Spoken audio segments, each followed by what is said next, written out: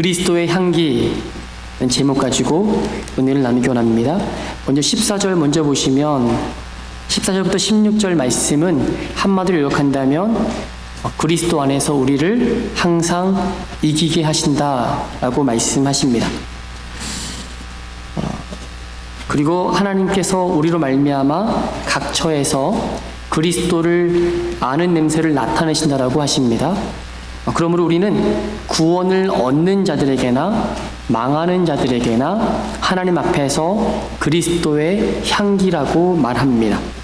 바울은 항상 우리를 그리스도 안에서 이기게 하시고 라고 하는데요. 이 말씀은 우리가 평소에 가지고 있는 생각과는 좀 다른 이야기를 하고 있습니다. 세상 사람들은 이김을 이야기할 때 어떤 이김을 말합니까? 세상에서의 이김, 세상에서의 성공, 세상에서의 승리, 이것이 이겼다라고 말을 합니다. 그래서 많은 그리스도인들이 생각하는 이김도 세상에서의 성공이나 승리로 생각합니다. 그러나 여기서 바울이 말하는 이김이란 그런 이김이 아닙니다. 세상적인 성공이나 승리를 이야기하는 것이 아니라는 것이죠. 다시 성경을 보시면 14절 한번 다시 보겠습니다. 함께 읽겠습니다. 시작. 항상 우리를 그리스도 안에서 이기게 하시고 우리로 말미암아 각 처에서 그리스도를 아는 냄새를 나타내시는 하나님께 감사하노라.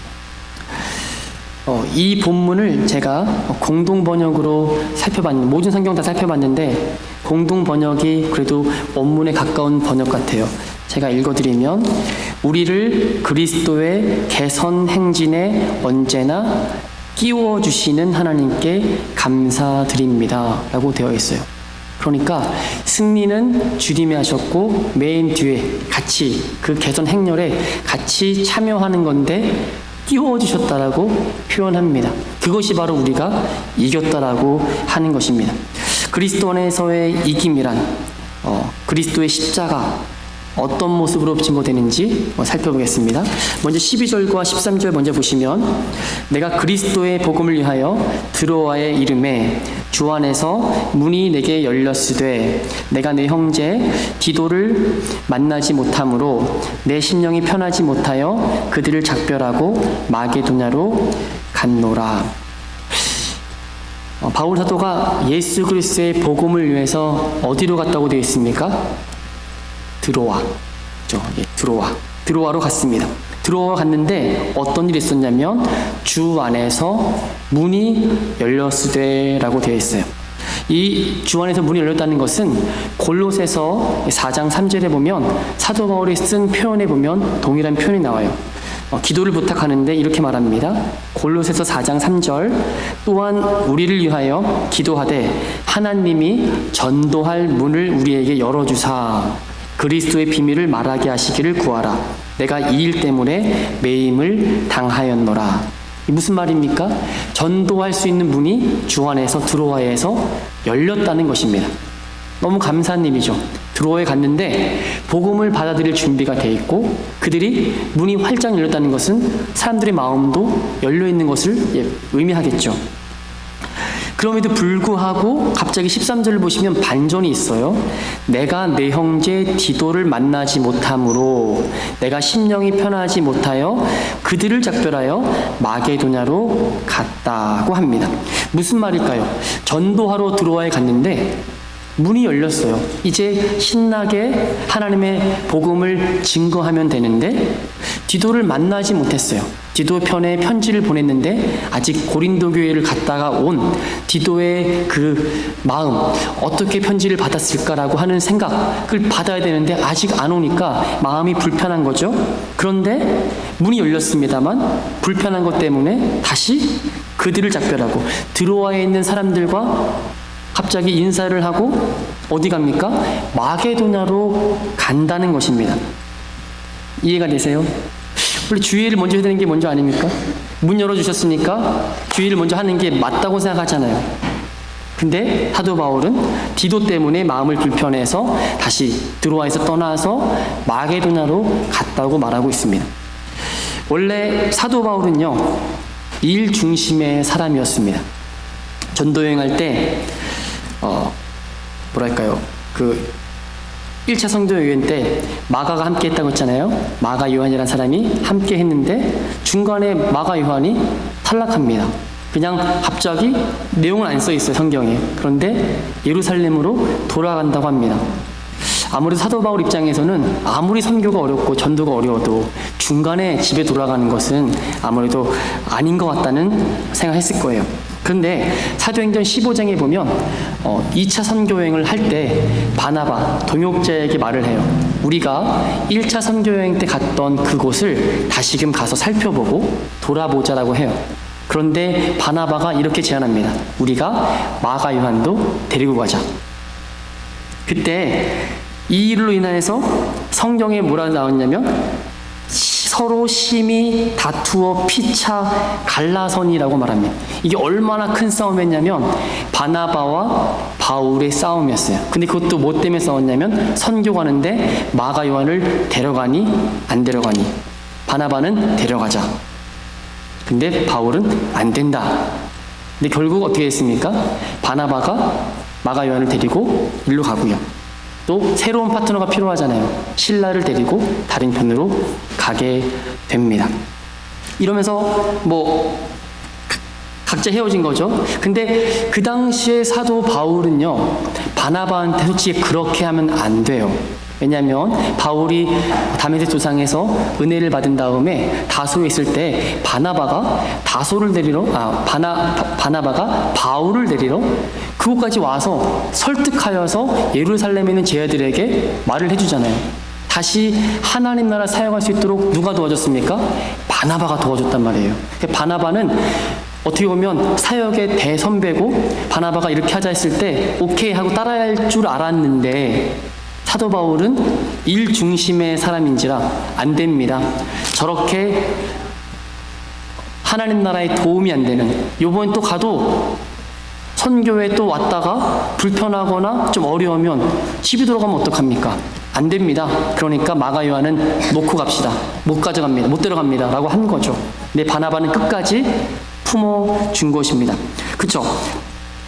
이제 그랬던 바울이 사역이 무르익고 또 전도 사역을 하면서 하나님 나라 일에 대한 통찰력이 생긴 것 같아요. 그러면서 일 중심보다는 사람 살리는 일에 무게를 두기 시작합니다. 아무래도 일 중심의 사역보다 사람 중심의 사역이 교회에 필요합니다. 왜냐하면 일 중심의 사역은 일은 됐을지 몰라도 일 때문에 일을 일되게 하기 위해서 사람들의 마음을 상하게 하고 또 사람들로 하여금 또 다툴 수도 있고 또 뭔가 좀 믿음이 떨어질 수도 있고, 그렇죠? 여러 가지 상처가 있기 때문에 교회는 일의 성과를 내는 곳이 아니라 한 사람 한 사람을 그리스도 안에서 세워주는 곳이 교회죠. 그래서 골로새서 2장 28절 말씀은 이렇게 말씀하세요. 골로새서 2장 28절 찾아보세요. 골로새서 2장 28절 말씀. 골로새서 2장 28절 말씀.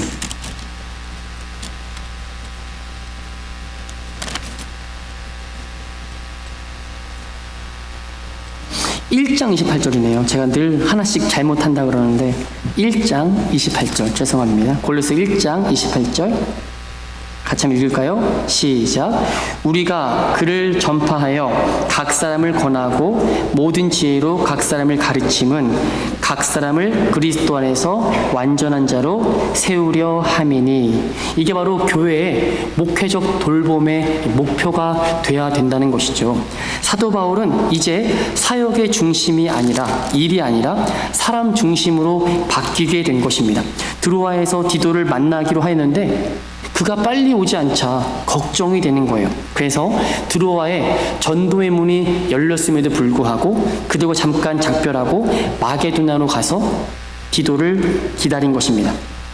바울은 드로아에서 디도를 만나서 고린도교의 소식을 듣고자 했지만 오지 않으니까 다시 어디 갔습니까? 마게도나로 가서 디도에게 좋은 소식을 기다렸던 것입니다. 그런데 디도가 오지 않으니까 굉장히 걱정된 것이고요. 그래서 디도를 만나기 위해서 고린도 교회에서 가까운 마게도냐까지 가게 된 것입니다.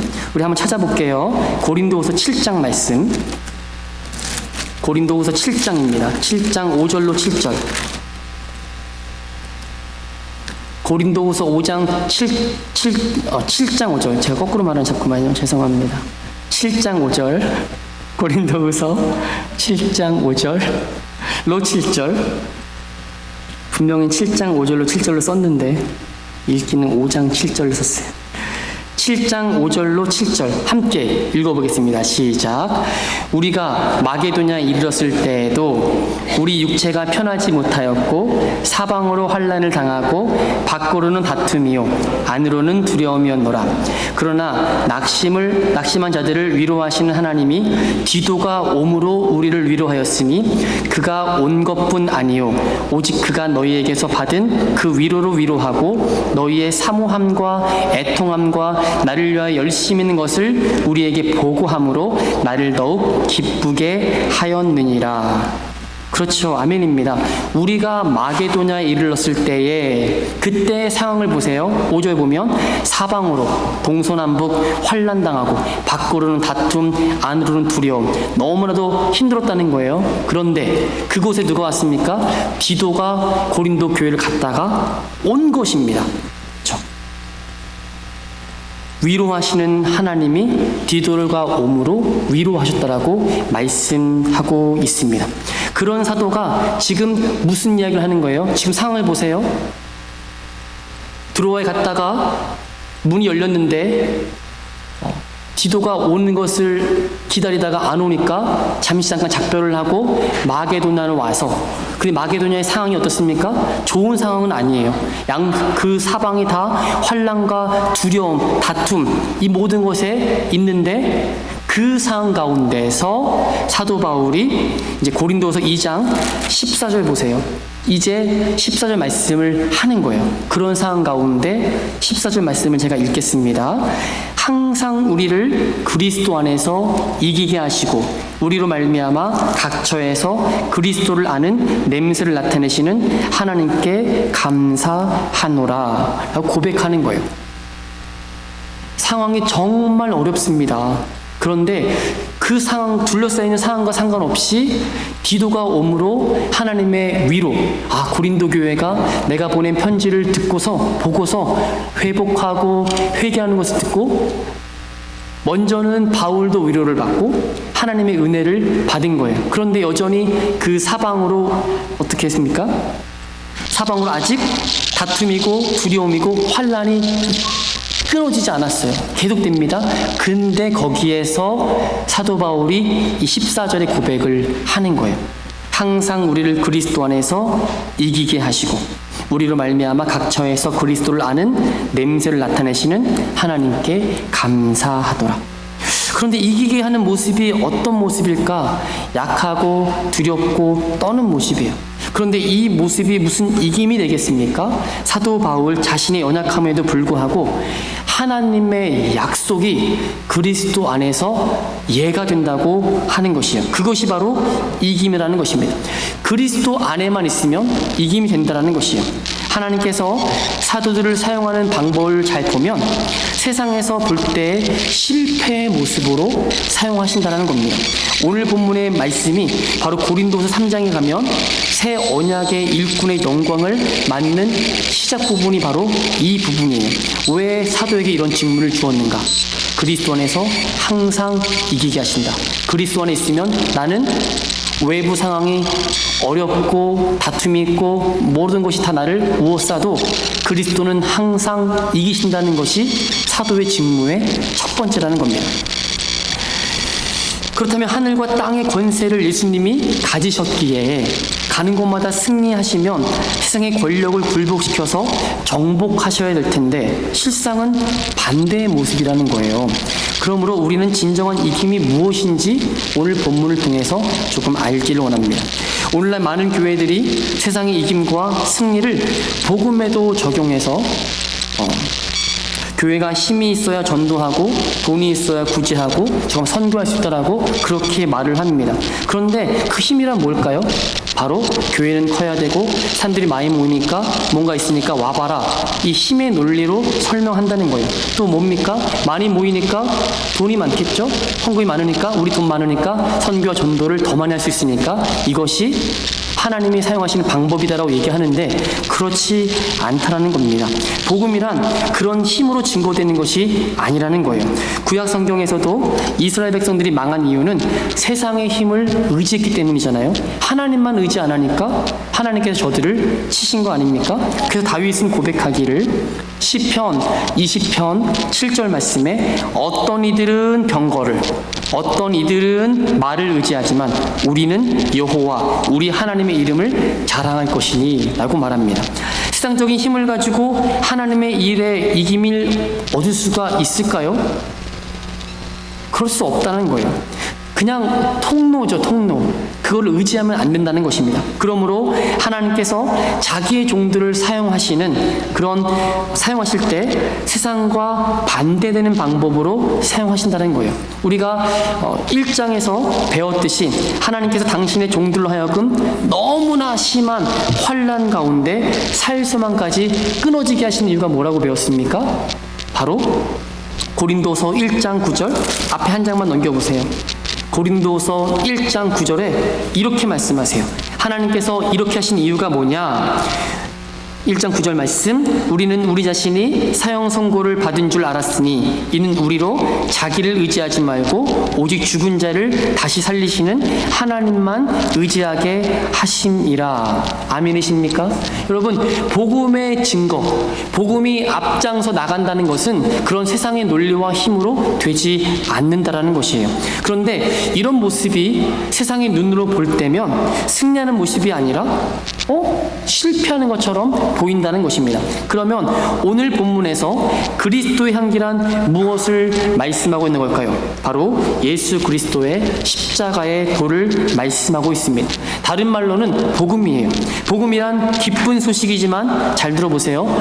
그렇지만 모든 사람에게 기쁜 소식은 아니라는 거예요. 고린도서 4장 3절 4절 한번 보세요.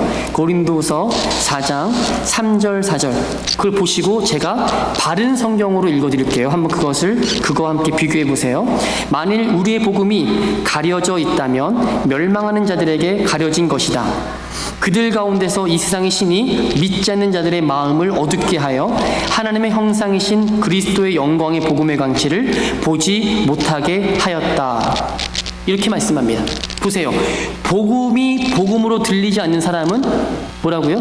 망하는 사람이라는 거예요. 복음에는 별 이상이 없어요. 그런데 복음이 선포되면 복음 때문에 잘 듣고 순종하는 사람에게 생명이 되고 그것을 듣지 않는 사람에게는 망하게 된다고 성경은 말씀하는 거예요. 그러므로 지금 사도 바울이 자신을 그리스도의 향기라고 말하는 것은 내가 착한 일을 해서 그리스도의 향기를 드러내고자 하는 것이 아닌 것입니다. 자신을 사도로 부르시고 그리스도의 향기를 하나님께서 내게 하신다라는 거예요. 그런데 그 향기는 바로 어떤 사람에게는 사명의 냄새가 나고 어떤 사람에게는 생명의 냄새가 된다는 것이에요. 무슨 말입니까? 사도 바울이 그리스도의 향기를 향수로 뿌리고 다니는 게 아니라는 거예요. 그리스도의 복음을 전했더니 그것을 듣는 사람에게는 어떤 분은 생명의 향기로 받아들이고 어떤 사람은 죽음의 향기로 받아들인다는 것입니다. 그러므로 보세요. 복음이라 하는 것은 모든 사람을 좋게 하는 것이 결코 아니라는 것입니다.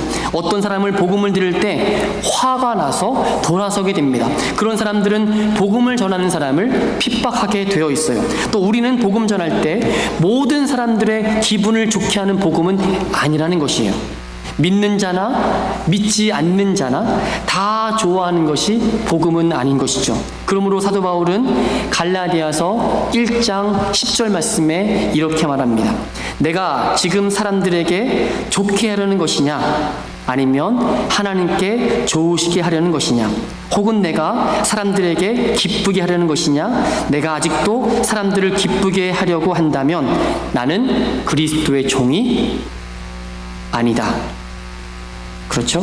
이것이 바로 뭡니까? 복음에는 걸림돌이 반드시 있다는 겁니다. 모든 사람들이 다 좋아하는 복음이란 있을 수가 없다는 것이에요. 반드시 한편은 사망의 냄새를 맡게 되어 있다는 것이에요. 그래서 고린도전서 1장 18절 말씀에 보면 이렇게 말씀합니다. 십자가의 도가 멸망당하는 자들에게는 어리석은 것이나 구원을 얻는 자들에게는 하나님의 능력이라고 말씀하고 있는 것입니다. 그렇습니다. 십자가의 도, 복음이란 반드시 이런 기능이 있는 것이에요. 사람들이 복음을 들을 때 양쪽으로 갈라진다는 것입니다. 한쪽 사람은 십자가를 보면서 저주를 받게 되고 한쪽 사람은 실패한 모습 때문에 싫어져 도망치게 됩니다. 또 동일한 십자가를 보면서 그 십자가로 인해서 십자가 흘리신 보혈의 피를 보면서 예수님이 돌아가신 그 모습을 보면서 내가 은혜 받게 되는 거예요. 왜요?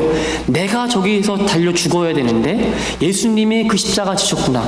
저분 아니었으면 난 생명 못 얻는구나 하면서 생명의 능력이 십자가를 통해서 구원을 얻게 되는 것입니다. 그러나 이것이 바로 사망의 냄새나 생명의 냄새를 나는 모습을 드러내는 것입니다. 그 십자가의 방식이 사도들에게 동일하게 나타나는 것이에요. 바울 사도를 볼 때 능력과 기적으로 모든 세상을 굴복시키는 모습 없었어요. 물론 바울에게도 놀라운 능력이 사도행전에 나타나긴 하지만 그러나 그런 능력으로 증거한 것이 아니라 그는 오히려 고난과 핍박 가운데 복음을 전한 것입니다. 왜 그렇습니까? 그리스도의 향기이기 때문입니다. 십자가의 도이기 때문입니다. 그러므로 바울 사도는 이런 복음을 전하지 않고 세상의 성공을 말하는 자들을 경계하고 있는 거예요. 17절 말씀을 바른 성경으로 제가 말씀드릴게요. 17절 말씀 보세요. 고린도후서 2장 17절 말씀을 개역개정을 보시고 저는 바른 성경으로 읽어드리겠습니다. 우리는 하나님의 말씀을 팔아먹는 많은 이들과 같지 않고 다만 하나님께로부터 보냄을 받은 자답게 진실함으로 하나님 앞에서와 그리스도 안에서 말한다. 여기서 뭐라 말하죠? 개역개정판은 하나님의 말씀을 혼잡하게 하지 아니하고 했는데 진짜 말뜻은 뭐라고요? 말씀을 파는 거예요. 왜 팔죠? 사람이 판다는 건 뭘 얻는 거예요? 수익을 얻는 거잖아요. 사도 바울은 그것 때문에 전하지 않는다는 거예요. 진짜 복음이 복음되게끔 전한다는 거예요. 사람의 기분 때문에 이거 전하면 좋아할까? 저거 저러면 싫어할까? 그렇게 하지 않는다는 거예요. 복음이 복음대로 전하는 게 그리스도의 향기가 되고 그 그리스도의 향기로 인해서 이분에게는 생명의 향기가 나고 저분에게는 사망의 냄새가 난다고 성경은 말씀하고 있습니다. 마치 포도주에 물을 혼합하는 것처럼 복음을 변질시키는 자들이 바로 말씀을 팔아먹는 사람이라는 거예요. 이들은 사람의 비유를 맞히는 사람들이에요. 그러나 바울 자신 사도는 순전함으로 하나님 말씀을 받은 것 같이 하나님 앞에서나 그리스도 안에서 말한다고 말합니다. 그러니까 그에게 뭐가 있습니까? 환난이 있고 핍박이 있는 거예요. 그러니까 그것을 다 당하게 되는 거예요. 그럼에도 그가 부끄러워하지 않는 이유는 뭡니까? 나는 하나님과 그리스도 안에서 생명의 복음을 전한다라고 그가 말하고 있는 것입니다. 그러나 기억하십시오. 그 모습이 그리스도의 향기라는 거예요. 어떤 향기를 내고 싶습니까? 그리스도의 향기는 순전한 복음을 전할 때 나타나는 것입니다. 어떤 사람에게는 사망의 냄새로, 어떤 사람에게는 생명의 냄새로 나는 것입니다. 누가 이것을 감당할 수 있겠습니까? 성령 하나님께서 부디 달라스 동부장로교회 성도들에게 참된 복음으로 인하여 우리로 하나님 앞에서 그리스도의 향기가 되어주게 하시기를 간절히 축원합니다. 기도하겠습니다. 자비로우신 하나님 아버지 감사합니다. 우리를 항상 그리스도 안에서 이기게 하시길 원합니다. 우리를 말미암아 그리스도를 아는 향기가 각처에 나타나기를 원합니다.